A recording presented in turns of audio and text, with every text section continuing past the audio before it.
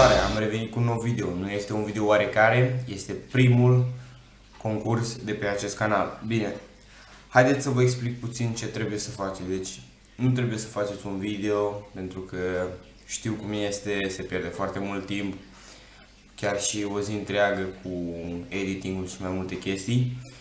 Deci, nu, trebuie să scrieți în comentarii o carte oarecare dintr-un pachet și jocherii roșu sau negru, sau o să aleg dintr-un bicycle standard, deci cel cu garanție sau cel normal. Scrieți în comentarii o carte oarecare, de exemplu, nu știu, popă de rom, scrieți în comentarii. Lângă acea carte trebuie să scrieți în paranteză dacă stați în România sau în Italia. Deci, poți să participi dacă ești și din Italia și din România. Eu o să văd câștigătorul și o să văd dacă trebuie să îl trimit în România sau în Italia. Adică să-l trimit. Eu pe 10 august o să plec în țară. O să iau pachetele cu mine și le trimit.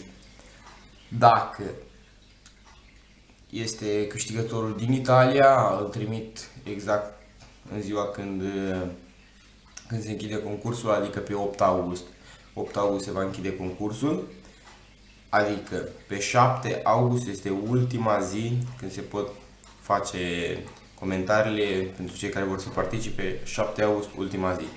Bine, haideți să vă spun, de exemplu, cum o să fac. O să amestec pachetul, o să-l amestece și un prieten al meu, ca să nu credeți că este ceva la mijloc. O să fim în 2, 3, nu știu, o să vedem.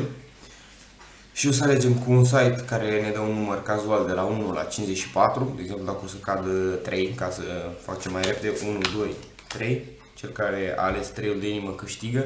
Dacă sunt 10 participanți care au ales 3-ul de inimă, eu o să pun în ordine cum au scris ei, adică dacă unul scrie azi la 5, unul azi la 7, mâine unul la 3, îi pun tot în ordine cum au scris, primul, al doilea, al treilea. Și din nou o să mai fac o alegere cazuală. Și așa va fi câștigătorul.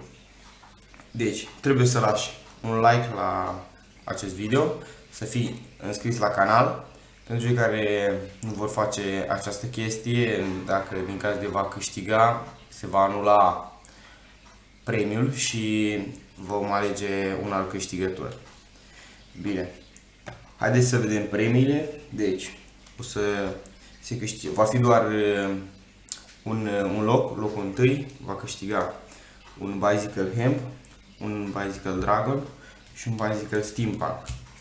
Din caz de acest concurs ajunge la 150 de participanți, câștigătorul mereu locul întâi va trebui să aleagă între un Riderback roșu și un Riderback albastru. Deci trebuie să aleagă aceste 3, chiar dacă nu se ajunge la 150 de participanți. Dar dacă se ajunge la 150 de participanți, va trebui să aleagă într-un Riderback albastru sau un Riderback roșu. Bine, acesta a fost tot videoul. Pentru cei care vor să participe, faceți același lucru cum v-am spus, scrieți o carte, țara, România sau Italia, din păcate România sau Italia, pentru că nu știu cât costă să faci o livrare în Europa. Nu știu, chiar o să mă interesez poate pentru următorul concurs. Am făcut acest concurs pentru că o să mă duc și eu acasă, n-am mai fost de un an și ceva. Și m-am gândit să fac și un concurs. Pentru perioada aceea, din caz de vă întrebați, o să filmez 2-3 trucuri înainte și o să le pun, că pentru cei care au YouTube știu că pot să programez video-ul. De exemplu, că eu plec de acasă astăzi și viu peste o lună, pun că videoul să fie public poi mâine și gata, se pune în automat. Bine, mulțumesc mult, ne vedem în următoarele videouri, în următoarele trucuri. Salutare!